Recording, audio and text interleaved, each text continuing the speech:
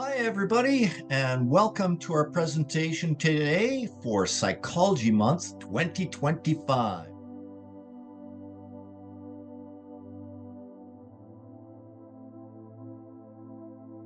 It's really to provide this emotional safety and honesty. So, a big part of this authenticity is to be honest about how also we are, how we've experienced our life. And we're not doing pretending, we're not hiding things, because we know that our kids, they can feel, they can sense. You can imagine how, as a parent, we were parented, and look at all this generational loop, and how now we get to parent our children. I'm here, I'm attending to you, I'm connecting with you, I see you, right? I'm accepting you, how you are, no matter in terms of behaviors, I still accept you.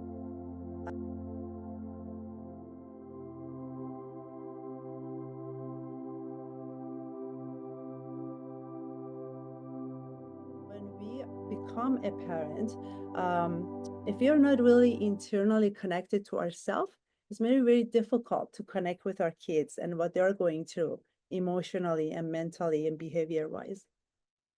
And often the question that I get from parents is that what is the balance here? I want to be a loving, connected parent, or also it's very difficult to set boundaries and rules, and there's some reactions with that. So while we know, it's very consistently we know now that it's both. I mean, there's nurturance and loving as much as we provide our role as a parent, the guidelines, the boundaries, the limits that it indeed helps our kids to feel safe and to know about themselves and their responsibilities in the world. And one of the really good experts in the field is Dr. Daniel Siegel, and he has various researches done with parenting, any type of parenting. And when it comes to authentic parenting, is that the really best predictor of a child's well-being and secure attachment is when it's not even if the parents had secure attachment or didn't, is how they made sense of it and how they work through that. So they bring their own awareness into their own parenting when they are with their child. So that's really important to just as a information we want to know and embody. Just briefly here, what we've learned that is really a lot of the parenting struggles, a lot of the children's behavior problems often comes because of disconnection and inauthentic parenting. So we can imagine how, as a parent, we were parented, and look at all this generational loop, and how now we get to parent our children. And when that we can see, I will provide some examples here and how that shows as inauthentic and authentic parenting when in our connection in our space with our children, how that presents that as a problematic behavior. So we know that, of course, the core of the parenting, again, is about connection, and it's a lifeline that children need, indeed.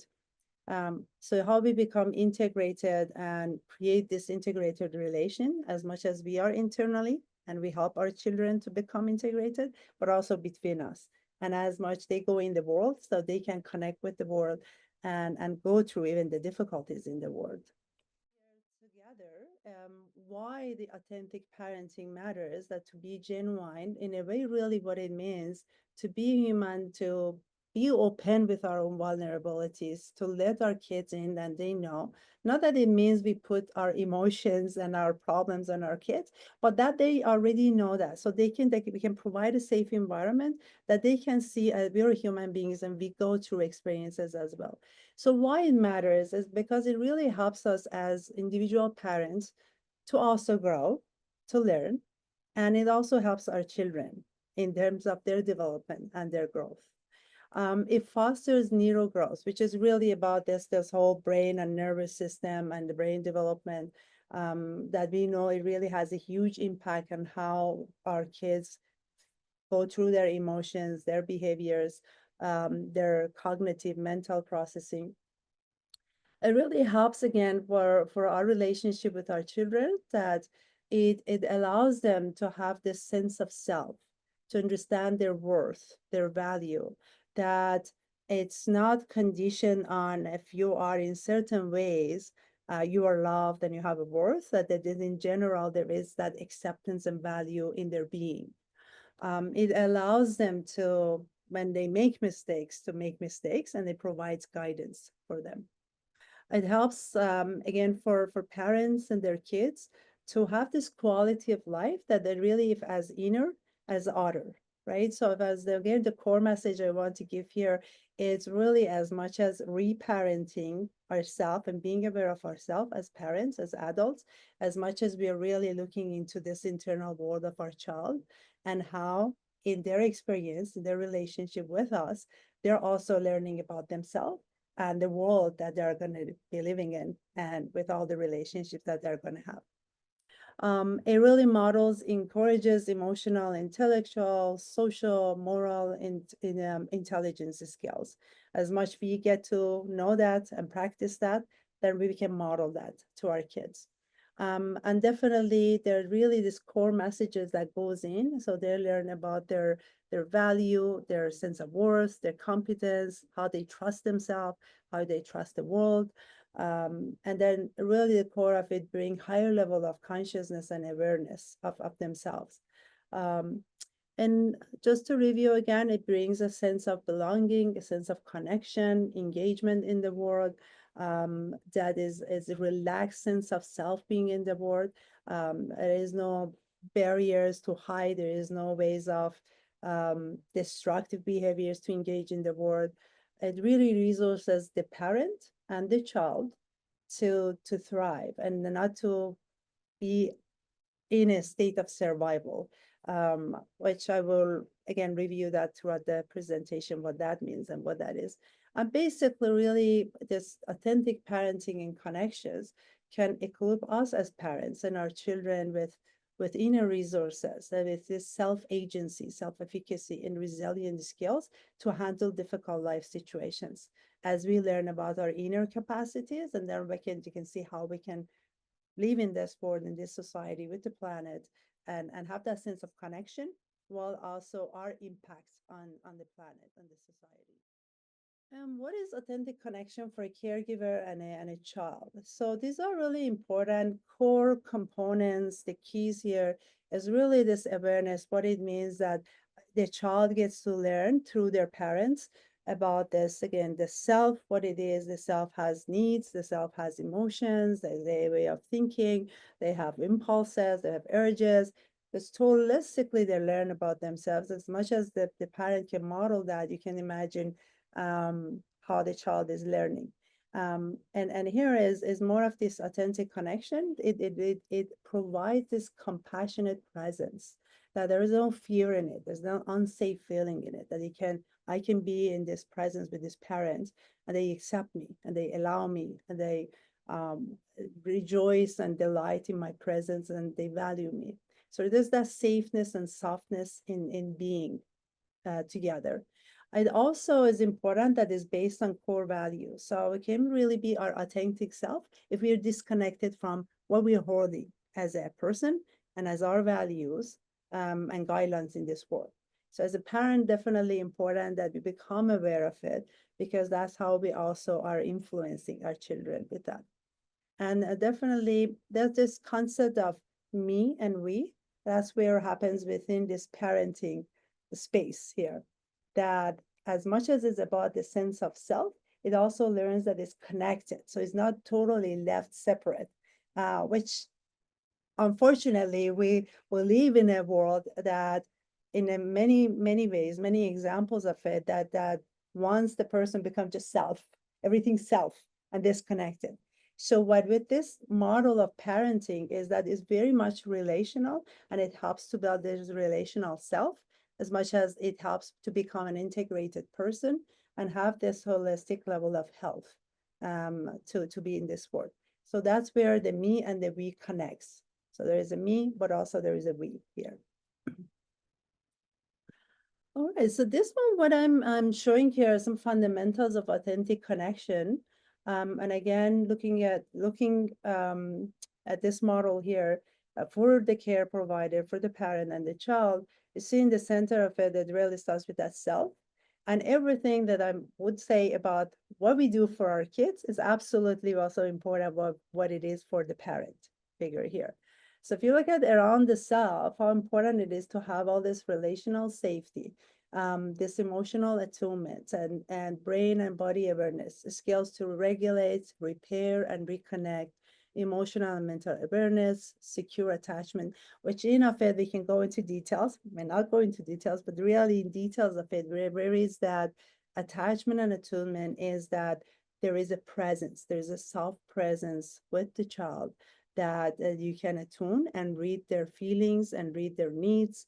You can look at their body and say, oh, that's their facial expression, their body, and how, if as a parent, I am not aware of myself and I'm not aware of my face and my tone, my own feelings, my needs. So when I am with my child, it may become a mismatch or misattunement. So that's where these practices are. The more we are conscious of ourselves in our relationship with our children, we can provide that. Can provide that safe attunement and attachment that shows that we are available, that we are sensitive, that we are responsive, that we are receptive to our kids, that we also are able to set limits, that we are providing guidance within all of that and helping them to also learn about themselves as these little beings as they are growing up. So what is it that in their behavior, in their body, they're learning? What is it that they're learning about their emotions and the feelings? Um, um, and as the kids, as we put it, as their kids, when they're small and younger, they don't have any of these skills of regulating emotions and organizing the emotions. They don't know about their needs. So that's where the parent figures, their role, it would be a more co-regulator. So it would be really difficult to say we can leave the infant and the child and the baby to themselves to regulate, to do everything with their emotional state they're in their physical body, the state they're in.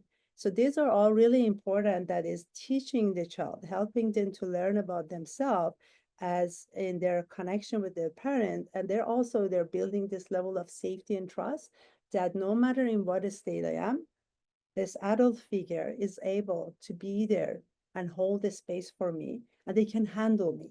They can handle things, right? So that's very important, and that trusting relationship is developed, but also they're learning about themselves and how they are going through their state they're going, and what kind of tools in that moment helps them is that connection they make, and they really learn about various experiences that they have. And I'm going to provide some examples what it means that specifically when your child comes and you see them in certain states, if it's younger and they're sad or they're angry and frustrated, if they're tired, how do we read this signs, and how do we help them in those moments rather than we become a reactive parenting? So it's more of a receptive parenting rather than a reactive parenting. Go into this one to continue with the authentic connections. It's really to provide this emotional safety and honesty. So a big part of this authenticity is to be honest about how also we are, how we've experienced our life. And we're not doing pretending, we're not hiding things, because we know that our kids, they can feel, they can sense.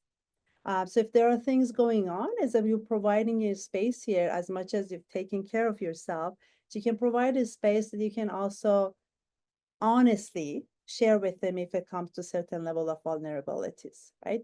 Again, but with age groups is a different way of how much we share, how much we say, but definitely having that sincere presence with them, how you feel about things. For example, would be, even if the example, it would be, you may really feel frustrated with what they're doing or disappointed what they are doing, is that they can still feel that your love is there. Nothing happens to your love for them and the value and the worth you give to them. And it's okay to express that there's a part of me that felt disappointed when this happened. Not that it's your sense of self, but what happened. So we could, that's again, if we are having worked through our own inner state, it makes it difficult to be able to be and present that. So part of, again, authentic parenting and connection here is that we're able to be available and be present, which is a huge thing. Availability is not just to physically be available, is that we can mentally, emotionally be attentive and give our attention and connection to our kids. So this internal and external awareness is that, are we aware of the environment inside us and the environment inside our kids, and how we're really in this space between us, we're creating that. So it's important that there is a knowing of self, there's the owning of self, and then being of self that leads to authentic life. And these are easy just to say. And of course, when it comes to living it, it's the challenging part of it, definitely. And here, the process of parent and child individuation and connection. This is the concept that we will look at when it comes to where this healthy separation, individuation, and differentiation of self happens in our parenting. How we look at that is that we are creating a sense of safe connection here, while also our children are seen as separate individuals. So they're not really a kind of extension of us, or we are so enmeshed with them that we are allowing them to be themselves, so they can go through this process of individuation, while also that they have this very deep sense of security and connection with us and with themselves and with the world. And that's important, that as much they get to repeatedly experience this affectionate connection and presence and availability, that really enhances them in them, that sense of safety, security, and trust in themselves. Um, Another aspect of authentic parenting is this safety with vulnerabilities and flaws and mistakes, that as a parent we can verbalize that, where we have to verbalize and say, well, that's where my mistake was, that's where I said something or I did something. So we really own it, we acknowledge it, we verbalize it. So that can bring a level of safety to our interaction with our kids. And it also gives them this modeling of, that's going to be okay and safe when I have some vulnerable feelings. So I can come and share them and express them and get some help and support through that. Here I wanted to share also about this 4 S's of secure attachment, and that's where to create that secure attachment inside us as a parent, and again with our kids, is this feeling of being safe, being seen, being soothed. And these are actually this very subtle little minor examples that over time that we can create this emotional safety, this physical, mental safety with it. When in distress, how we get to soothe ourselves, how we get to soothe our kids, how we show them, they get a feeling that they're being seen. So we may see as a parent that, well, I'm doing my best to do that, and they may not get that feeling. So it's really important of how they get to feel being seen, being soothed, being safe, because these are building blocks towards the security inside them, the secure attachment that they have. And that's really comes from this power of showing up as a parent, right? And if they're not that every as all of us, any of us as parents, of course, we're human beings when we go through our days, and there are moments that we are getting the more of a lower state. There are times that we are in our state that we are engaged in there. Um, at the same time that we are there, and your kids know that we're there for them, we can show up. Even when we are tired, we can let them know, I am tired, I am showing up, right? So those are really important elements of this parent-child connection that is very conscious and aware. And definitely with receptive parenting rather than the reactive parenting. And reactive parenting happens when, again, we, as a parent, perhaps we haven't allowed ourselves to see ourselves and check with ourselves, and even the impact of our past. The things in the present moment, it could be things from the past that we haven't really looked through. And that's definitely an indication that here is also a time for the parents to attend to themselves, because it impacts their parenting with their kids. And definitely emphasizing the importance of there's so much research on validation and boundaries and what really the science of validation, the art of validation is, what is invalidation. The example of it, if a child that comes and says, I'm the common ones that usually I hear is in the comments that, I don't want to do things, or I hate you, or this kind of words that they express. In that moment, we may have this reaction that we want to say or respond or do or comfort. Is that in that moment, the validation is where we can really be in their level, where they're at, to see what's that emotion in them, right? To say what really they need in this moment, right? Yeah, you're angry, and I get it. You're angry, right? We can validate that some level. So it doesn't mean we are agreeing, certainly. It doesn't mean we have to give in. Is that we meet them at their level, emotionally, mentally, right? With their experience. And of course, the importance of boundaries. And this too are really important because, again, if they, as the adult parent, we we are challenged in these areas, and perhaps we didn't get to experience that. We haven't really, we have to do some more of learning and unlearning in these areas. It's important that we can really step back and say, oh, that's how do I do that? How do I do that even with myself? Because that's also, it comes in our interaction with our kids. So if I'm not learning to validate myself or my feelings, if I don't know my own boundaries, then certainly that impacts this relationship we want to have with our children and the teaching we want to um, transfer to them, right? Definitely, that's an important part of that authentic self and connection. This model here is called the circle of security. This is actually very helpful model that's many years. This was developed with experts in the field, and what it presents here, the importance of our as a parent, our parenting. As you see these two hands, you're seeing it as a parent here. So this parent is where the secure base and safe haven provides. So secure base is when the child is experiencing that, I can take steps, go forward, right? I need you to. So here is, I need you to support me in my exploration. So there is that the freedom given while the parent is there, so the child can go out in the world as much in there where they're in this space and experience that. So the parent is watching over the child, delighting them, helping them, enjoying with them.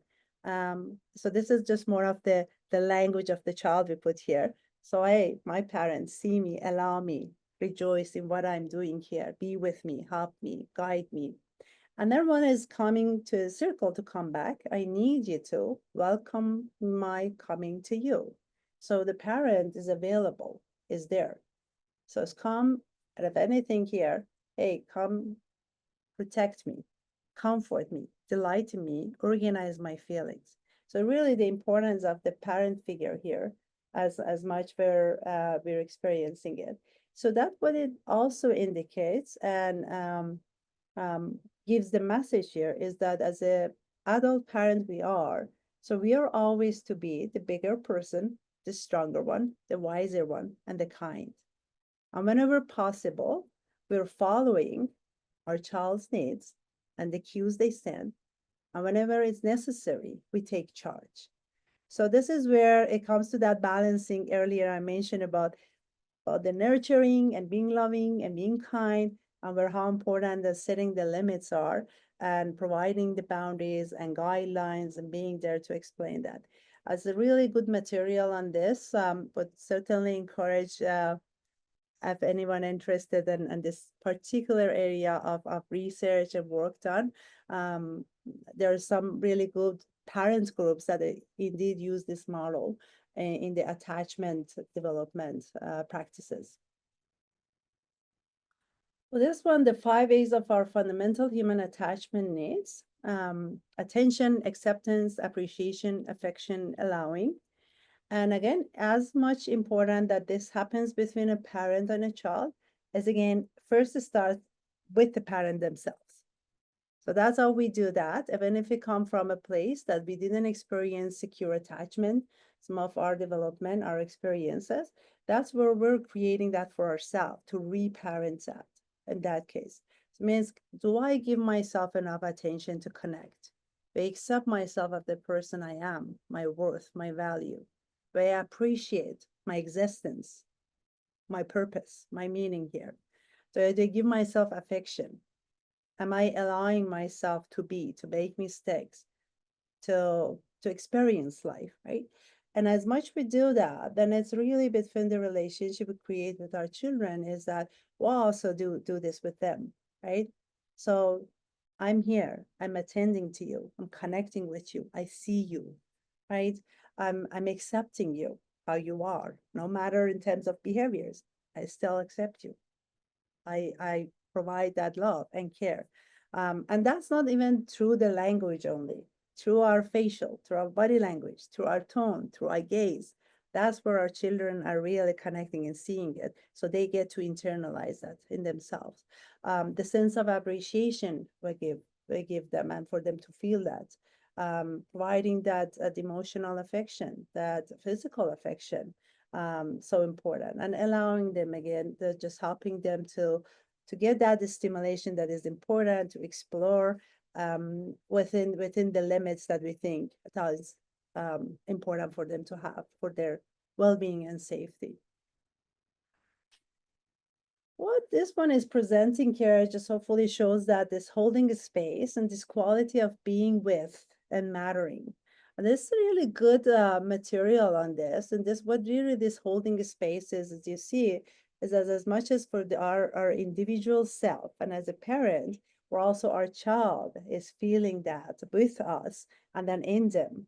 And as you can see again, my message here is as much as the work we're doing here, we're really working generations and generations here. So as much we're really shifting things and changing things, how it can impact the process here of our development and being in this world. So really this experience of mattering and being with is so vital to our humanity and our human existence.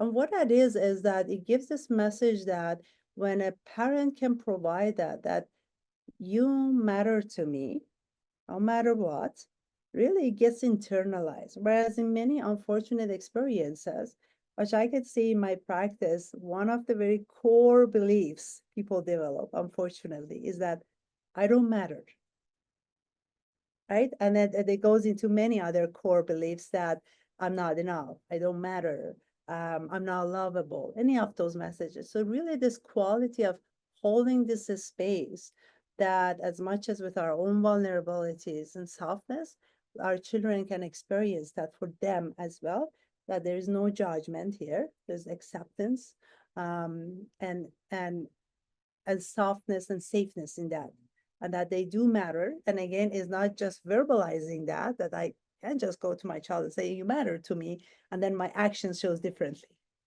right? That's where I also have to be again conscious and aware and mindful that how am I showing that? So I'm saying that you matter to me, I love you, I care about you. Do I show that in my action and my presence with them as well? That's where many of this gets definitely internalized.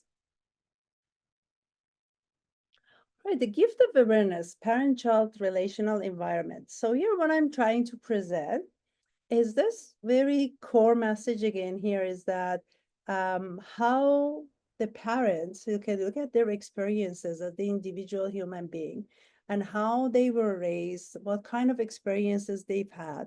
And that's where they become a parent, and then how that can impact their child. So really this whole circle of how it start, and then there is the parent, and there's the connection, and there's the child, and the child learns in terms of their connection, and they become a parent. So it's really how we can with awareness and the work we can get to do. One is becoming aware, but also really where we can shift and break some of this chains of automatic behaviors and reactions that happens. So it becomes a more connected self, more integrated self, as much as we are really embodying it with our kids. So they become integrated, more whole, connected people and feeling that it's safe.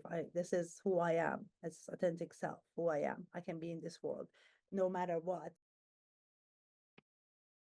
And so the kind of the flip side of it, just looking at what is this inauthentic self for connection and looking at this generational loop, just some of the things that really the basis of it that happens, just wanted to also present that how then we become inauthentic. That is not something that we're born with, is not something that we decided we wanted to be.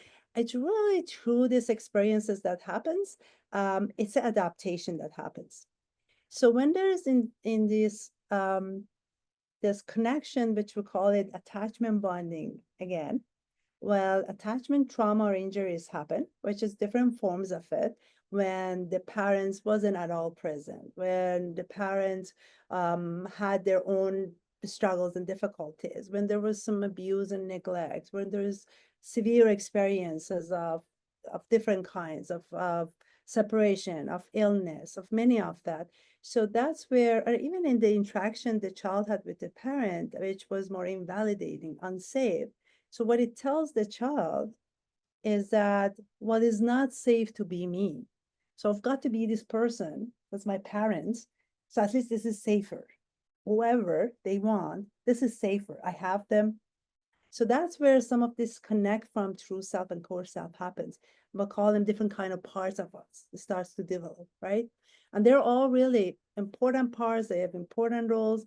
So this is the purpose of is to show how when we have this often say, I'm wearing a mask, or it can be myself, or it doesn't feel safe to be, in itself makes sense because it's just a way, it's a safer way to be in this world.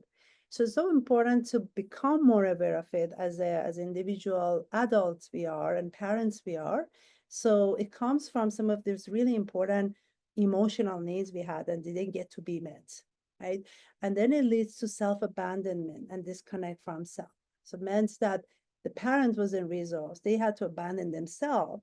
And that's also goes into here is the child. They have to do the same thing, and it happens, and it passes on and on and on. So we really stop and say, what is happening here? Let's understand that. So in that way, when we can understand ourselves as a parent when we were a child, if that happens in this context, and also our children, we can understand them. What happens that they don't feel safe to be themselves, and then because they have to, it's an important thing in them, this is wired in them. Well, at least I have my parents here, so if I'm pleasing them, they're happy with me, it's good. I get this feeling of accepted and love and safe. And really then you can also see here how if any of us, many of us become people pleasers, that's how it starts often too. It's like, got to please parents. It becomes an adaptation here. And this really emotional needs, which really we can look at it as the need for love and nurturance, the safety, unconditional acceptance and regard, and having this really healthy boundaries. So important because what happens, this concept of internal working model, this psychological template, this is where it's really building itself, right? That we're really getting all of this and internalizing all of that. And so when these attachment needs are not met, they get to be dealt with or cope with through various behaviors we see, human behaviors we see. For example, there's behavior problems, there is personality patterns happening, this mentalization, and this mental cognitive waves we look at ourselves and other people and the world around us. There's emotional problems happening, which in itself, I can see how this context is again so important as we address, and if that means healing what's happening inside us. So when we are raising our children and these generations, that can have a definitely different impact um, on their development. And this model here, which this person put together, which is called traumatic invalidation. And that's where, again, it's really related to understanding how, again, this in authentic self or connections happen, this psychological mass that anytime we have to wear, even unconsciously we wear it, we have it, or this inner part in us. That's how, this is just a few of the examples of environments, but of course there are more of that. And when you look at it, it shows if the environment is a criticizing environment, for example. So one of the core messages here that happens, so criticizing could be, being insulted, putting down, bullied, called names, being told what to do or feel or value, whatever it is wrong. It's just ongoing happening. So this we can become aware of it, what's happening in that child's brain and internally is this sense of I am bad. They're internalizing, not even if a person is not coming in directly saying you're bad. All of this that's happening, it leads to this unconscious belief that I am bad. You look at excluding in that environment, I mean, being left out for important activities, being denied entry to values groups, being part of. And it brings this belief of I don't belong. And you can see how it manifests again in thinking patterns, in behavior patterns, emotional patterns, relationship patterns. Um, and it goes again in a circle. We look at unequal treatment as they can start in a family and how favorism happens, how a child gets to be treated if less than others.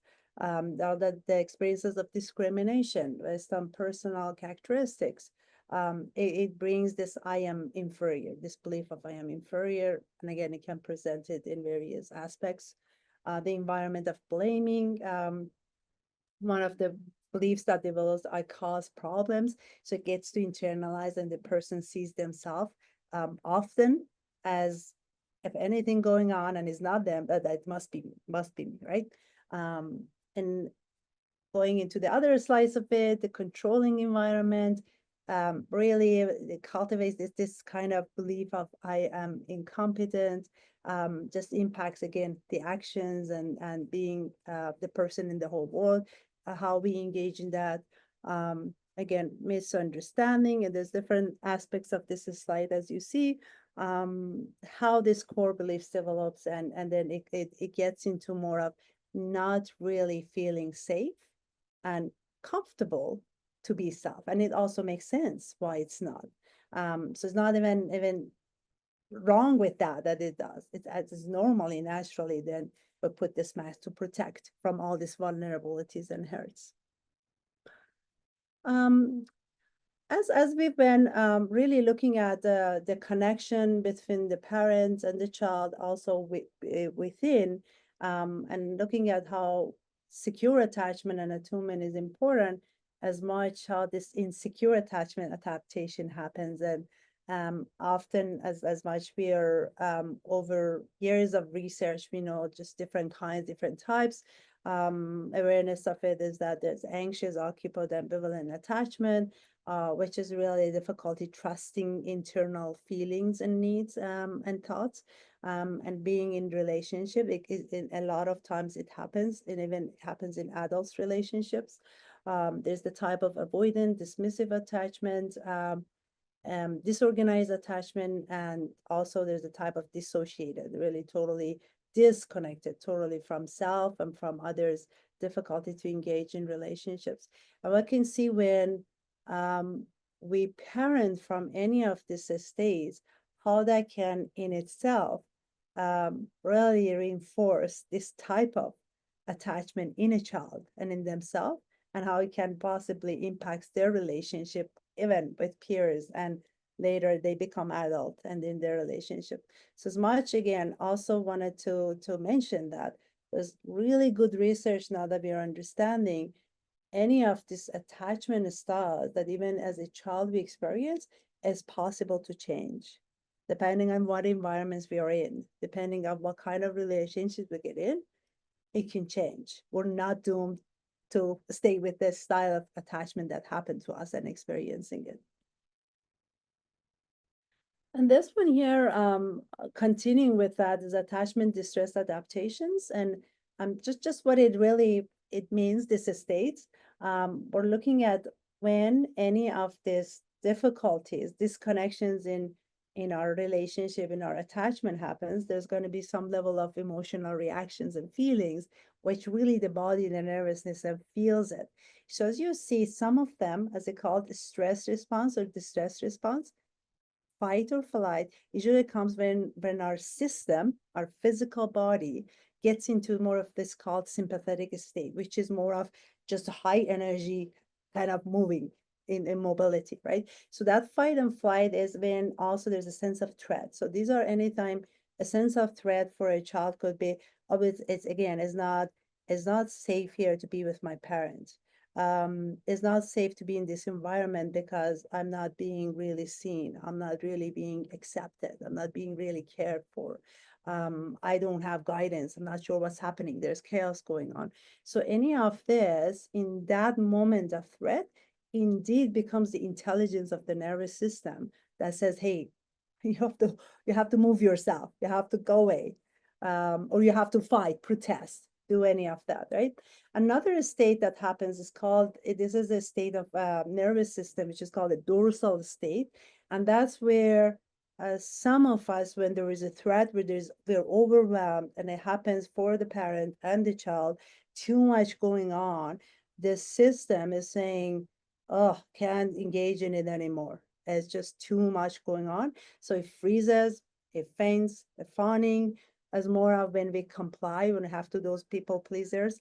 It's like everything, you have to comply and everything you want, I'll do that. So just becoming aware of our states really helpful so we can also, there are remedies for it, how we can change that, how we can work with that. So the more we know it as a parent in ourselves, then we can also see that in our children and really be there to help and assist and support them.